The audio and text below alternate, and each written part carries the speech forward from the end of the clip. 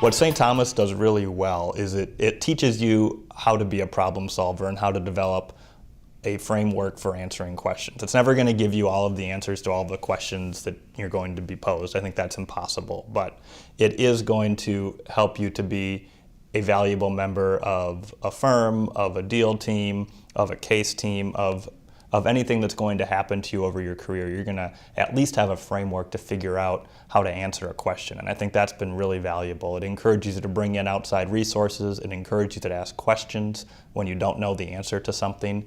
It encourages you to be diligent, to be organized, to be all the things that a lawyer has to be, and it also encourages you to approach things very practically and make sure the advice you're giving to someone is going to make sense, not only legally, but also for that goal that your client might have. So if it's a business, if it's an individual, it's listening, it's understanding, and then it's giving advice in that filter.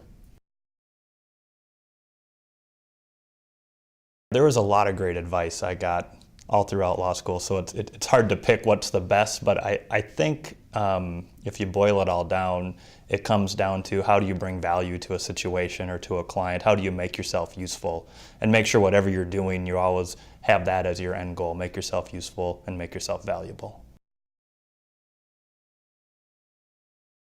I think absolutely my experience at St. Thomas will help my career.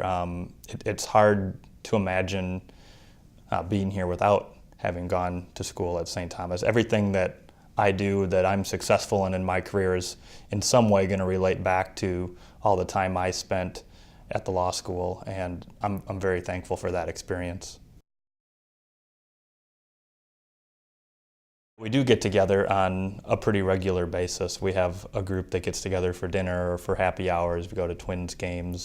So there's a tight-knit group that I went to school with that I still stay in touch with, which is great because you can always bounce ideas off each other and see how everybody's doing. Just at a wedding for a good friend from law school this last weekend. So there's a tight social bond there.